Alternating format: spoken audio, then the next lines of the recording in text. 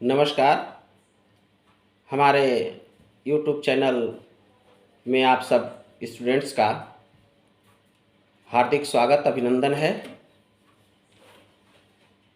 Students, आप सबको पता है कि कक्षा 12 बोर्ड परीक्षा बिल्कुल आपके नज़दीक है और आपका जो समाज शास्त्र है इसका पेपर अप्रैल में होने वाला है। इसलिए मैंने कुछ चुनिंदे प्रश्न हैं जिन प्रश्नों को लेकर आप सबके बीच आया हूं ताकि आपकी तैयारियों में चार चांद लगाया जा सके, आपकी तैयारियों में चार चांद लग सके। इसलिए मैं जो इम्पोर्टेंट कुछ क्वेश्चंस हैं उन प्रश्नों को लेकर आ रहा हूं। आज का हमारा विषय है भारत में जनसंख्या वृद्धि के कारण। जी हाँ, क्या है हमारा टॉपिक आज का? भारत में जनसंख्या वृद्धि के कारण, यानी कि किन कारणों से जनसंख्या में वृद्धि हो रही है।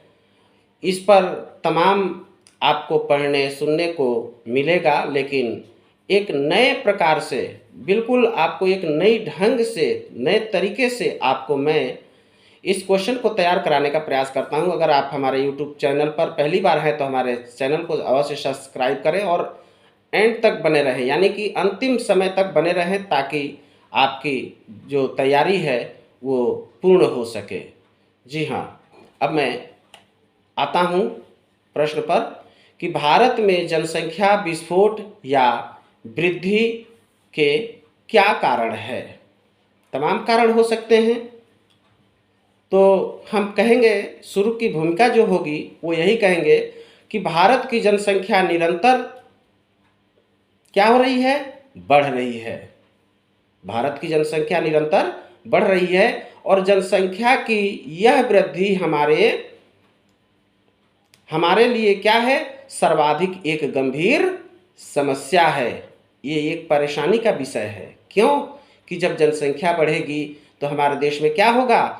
बेरोजगारी बढ़ेगी, अशिक्षा बढ़ेगा, है, तमाम जन स्वास्थ्य कल्याण की चीज़ें हैं उसमें परेशानियां आएंगी। तो यही सब समस्याएं आएंगी। जनसंख्या तीव्र वृद्धि के कारण हमारी जो प्रगति है वह भी बाधित होगी। जो हम योजनाएं हमारी सरकारें बनाया करती हैं वो योजनाएं सफल नहीं हो सकती हैं। कब नहीं हो सकती हैं? जब देश की जनसंख्या बढ़ेगी। आप सबको बताता चलूं कि 2011 में अंतिम जनगणना हुई थी और उस जनगणना में क्या हुआ था? पूरे विश्व की जनसंख्या, मैं अभी भारत की बात नहीं कर रहा हूं, पूरे विश्व की जनसंख्या लगभग 7 अरब थी। और अकेला भारत की जनसंख्या की बात करेंगे तो अकेला भारत की जो जनसंख्या है वो 121 करोड़ 2011 में पहुंच गई है। लेकिन मैं आपको बिल्कुल तरीन ताज़ा बताता हूं कि आज के जो आधार कार्ड बन रहे हैं वो आधार कार्ड के डेटा के अनुसार लगभग 139 करोड़ हमारी भारत की जनसंख्या हो चुकी है। भारत विश्व में दूसरे नंबर पर, जनसंख्या की दृष्टि से दूसरे नंबर पर आ चुका है। पहले नंबर पर कौन देश है? चीन। अब हम बात करते हैं कि वो कारण कौन कौन से हैं जिससे जनसंख्या बढ़ रही है। सबसे पहले जो कारण होता है वो है स्त्री शिक्षा। स्त्री शिक्षा क्या है? स्त्रियों में शिक्षा का बहुत अभाव है। स्त्रियां, हालांकि शहरों में तो आज के परिवेश में कुछ लड़कियों को पढ़ाया जाता है, लेकिन गांव में आज भी यह माना जाता है कि लड़की पढ़कर क्या करेगी, इसे तो शादी हो जाएगी, अपने घर चली जाएगी। यहाँ तक कि कुछ लोग स्त्री को, लड़की को, महिला को बच्चा पैदा करने का एक मात्र मशीन समझते हैं, इसलिए भी उन्हें शिक्षा से वंचित कर देते हैं। और यही कारण है, कौन सी कारण? कि शिक्षा न होने के कारण वो अधिक जनसंख्या यानी अधिक बच्चे पैदा करने के क्या दुष्परिणाम होता है, इससे वो वाकिफ नहीं होती है, उसे जानकारी नहीं होती कि इसका दुष्परिणाम क्या होगा। समाज पर ही नहीं, देश पर नहीं, बल्कि उसके शरीर पर भी प्रभाव पड़ता है। उन लोगों को भी देखा जा सकता है जिनके 7-8 बच्चे, 10-10 बच्चे हो जाते हैं। मैं किसी विशेष समुदाय का नाम नहीं लेना चाहूँगा, ये सभी समुदायों में है कि 8-8, 10-10 बच्चे हो जाते हैं, लेकिन पुत्र की लालसा से वो पुत्र की लालसा में लगे रहते हैं और एक पुत्र की प्राप्ति के लिए वो अनेक लड़कियों को जन्म दे देते हैं। आज तो एक से एक बढ़कर अनपढ़ है। अगर किसी महिला को कह दीजिए कि इतने बच्चे मत करो, तो तुरंत कह देगी कि बच्चा हम पैदा कर रहे हैं, तुम्हें क्या परेशानी है। तुरंत वो पलट के जवाब देगी। क्यों ऐसा कहेगी? क्योंकि वो इसके दुष्प्रभाव से, दुष्परिणाम से परिचित नहीं है। इस कारण से भी हमारे देश में जनसंख्या बढ़ जाती है। आते हैं हम दूसरे पॉइंट पर, विवाह की अनिवार्यता तथा कम उम्र में विवाह। भारतीय धार्मिक क्या है, विश्वासों तथा संस्कारों के कारण सभी स्त्री पुरुष विवाह को अनिवार्य मानते हैं। ये विवाह हमारे देश में स्त्री पुरुष एक धार्मिक अंधविश्वास है कि विवाह करना हमारे लिए जरूरी है, इसलिए भी विवाह कर लेते हैं और विवाह करने के बाद अनेक बच्चों को जन्म दे देते हैं। लेकिन यहाँ पर आपको बताता चलूँ क्या कि पश्चिम में अनेक ऐसे देश हैं जहाँ पर स्त्रियों को या पुरुषों को विवाह करने की अनिवार्यता नहीं है। इस कारण से भी वहाँ पर अनेक स्त्री पुरुष आजीवन अविवाहित अपना जीवन व्यतीत करते हैं। इसके कारण वहाँ की जनसंख्या नियंत्रित है और हमारे देश में जो विवाह की अनिवार्यता है उसकी वजह से हमारे देश की जनसंख्या में निरंतर वृद्धि होती रहती है। हम तीसरे पॉइंट पर आते हैं। क्या पॉइंट है तीसरा? देखिए, ध्यान देंगे आप लोग कि संयुक्त परिवार प्रणाली का प्रभाव। संयुक्त परिवार प्रणाली जानते हैं, संयुक्त का मतलब ज्वाइंट फैमिली, संयुक्त परिवार। तो संयुक्त परिवार प्रणाली भारतीय समाज की एक विशेषता रही है। इस प्रकार की पारिवारिक व्यवस्था में प्रत्येक सदस्य का सामान्य दायित्व नहीं होता है। दायित्व मतलब जिम्मेदारी, सबकी जिम्मेदारी बराबर नहीं होती है। परिवार का आकार इसलिए बड़ा होता है और उन लोगों में यह एक धारणा बनी होती है कि जब संयुक्त परिवार में एक से अधिक कमाने वाले व्यक्ति हैं तो अकेला अपने परिवार का मुझे खर्चा नहीं चलाना है, सबको मिलजुल कर चलाना है, ट्विन वन वाला काम हो जाता है। तो इसलिए स्टूडेंट्स, होता क्या है वहाँ पर, जब उनकी किसी एक की जिम्मेदारी नहीं बल्कि पूरे परिवार की जिम्मेदारी होती है, इसलिए वो सोचते हैं कि जितने हमारे अधिक बच्चे होंगे उतना ही हमें फ़ायदा होगा आगे चलकर। अगर बंटवारा भी हो जाता है तो हमारे 4-6 बच्चे होंगे, तो अगर 100-100 रुपये कमा कर लाएंगे तो 6 बच्चे हैं तो पूरे 600 रुपये होगा। और जब तक बचपना है तब तक संयुक्त कोष से, यानी कि सबकी कमाई से उनका जीविकोपार्जन होगा। इसलिए भी क्या होता है, संयुक्त परिवार में बच्चों की जनसंख्या या संयुक्त परिवार में जनसंख्या अधिक हो जाती है। अब आते हैं हम चौथे पॉइंट पर, प्रचलित धार्मिक विश्वास।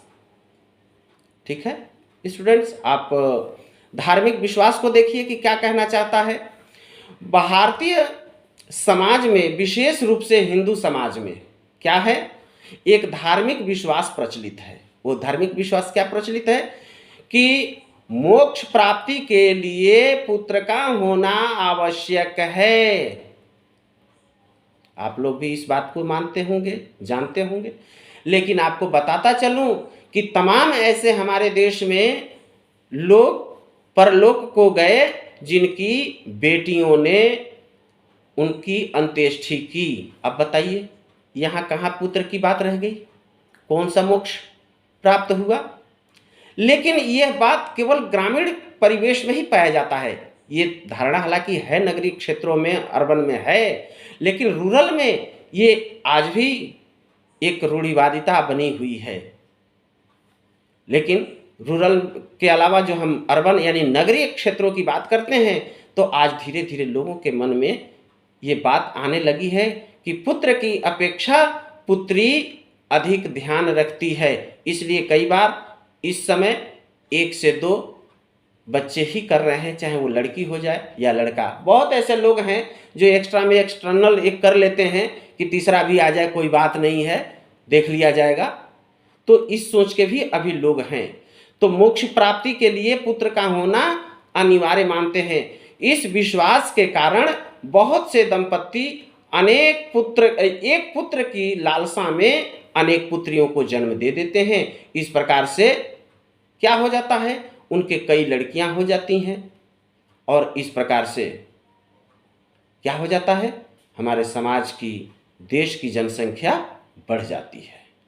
अब हम आते हैं पॉइंट नंबर 4 पर, गर्म जलवायु। आप जानते हैं हमारे देश की जो जलवायु है वो गर्म जलवायु है, और गर्म जलवायु में रहने वाले लोग बहुत जल्दी यंग हो जाते हैं, जवान हो जाते हैं। इसलिए उनमें क्या हो जाता है, उनमें प्रजनन क्षमता बहुत जल्दी आ जाती है, उनमें सेक्स के प्रति बहुत जल्दी सेक्स की ओर वो लोग झुक पड़ते हैं, और ऐसे में वो जानते नहीं क्या कि हम इस जनसंख्या को कैसे नियंत्रित कर सकते हैं। तो गर्म जलवायु के कारण जो प्रजनन क्षमता है वो तो बढ़ी है, साथ में उनके जो यौन इच्छाओं की पूर्ति करना है वह भी एक वजह है, और इन दोनों वजहों के कारण तीसरा वजह बन जाता है कि उन्हें प्रजनन क्षमता को रोकने की क्या उपाय हैं, यानी कि गर्भ निरोधक सुविधाओं का उन्हें जानकारी नहीं होती है। वो क्यों नहीं होती है, वो अशिक्षा के कारण नहीं होती है। इस कारण से भी हमारे देश की जनसंख्या बढ़ जाया करती है। छठे नंबर पर हम आते हैं, बात करते हैं मनोरंजन के सुविधाओं का अभाव। आप जानते हैं हमारा देश 2 तरह से बटा हुआ है, एक नगरीय और दूसरा ग्रामीण। ग्रामीण क्षेत्रों में आज भी गरीबी कूट कूट कर भरी हुई है। चाहे कोई भी सरकार हो, गरीबी दूर करने के लिए तमाम भाषण दे दे, तमाम बातें कर दे, लेकिन आज भी हमारे ग्रामीण समाज में गरीबी दूर नहीं हो पाई है। क्यों?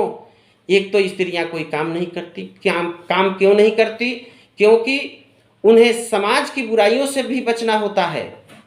अगर आपके गांव की अगर कोई लड़की कहीं काम करने के लिए शहर की तरफ जाने लगे, नौकरी करने लगे, तो और किसी को हो या ना हो, लेकिन जो बूढ़े बुजुर्ग हैं वो जरूर उस पर उंगली उठा देंगे कि उसके चरित्र ढीला है, उसका कैरेक्टर ढीला है।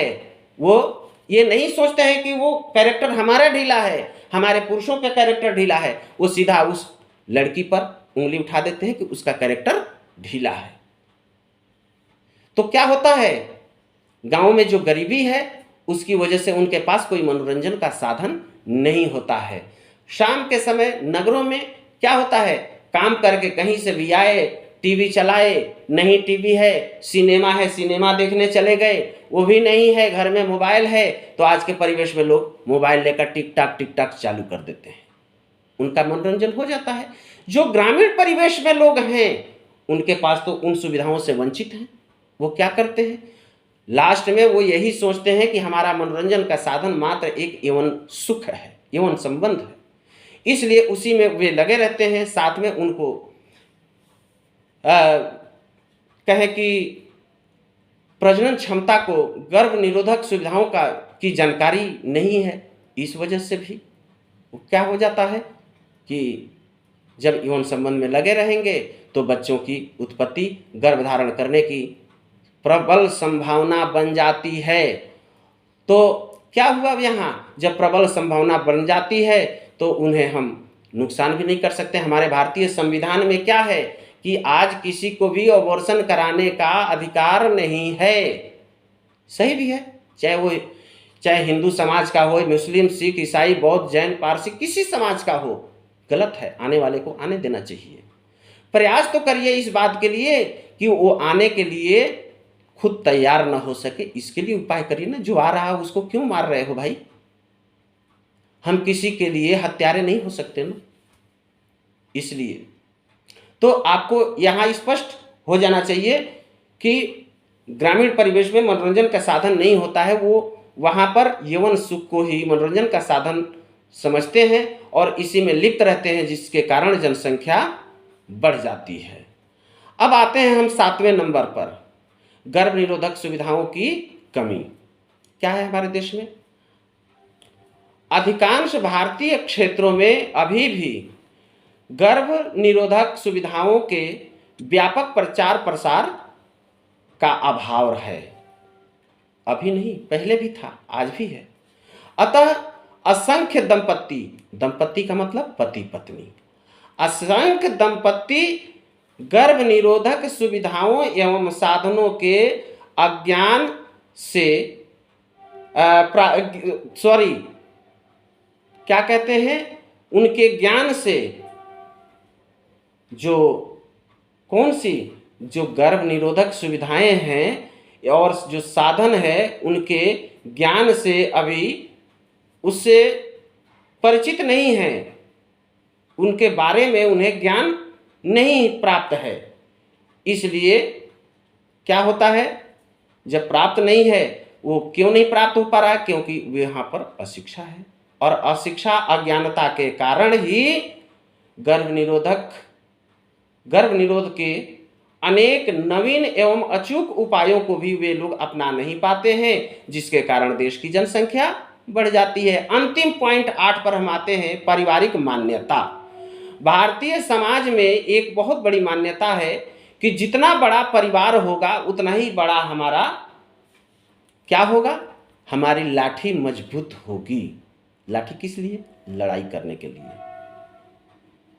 तो बड़ा परिवार होने का मतलब ये होता है इनका कि बड़ा परिवार समझते हैं कि एक गौरव का विषय है, इसलिए अधिक से अधिक बच्चे को पैदा करते हैं और परिवार को बड़ा बना देते हैं, जिससे देश की जनसंख्या निरंतर बढ़ती जा रही है।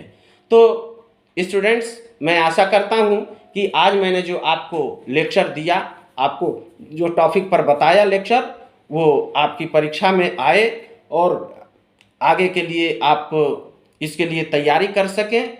और हमारे इस YouTube चैनल पर अगर आप पहले बार हैं तो इसे सब्सक्राइब करिए, और सुनने के बाद अपने दोस्तों को भी, अपने मित्रों को भी इस वीडियो को अवश्य सुनाएं, और वे सुनेंगे तो आपके ही माध्यम से उन्हें भी लाभ पहुंचेगा। बस इसी के साथ आज का मैं लेक्चर समाप्त करता हूं। Take care, bye bye.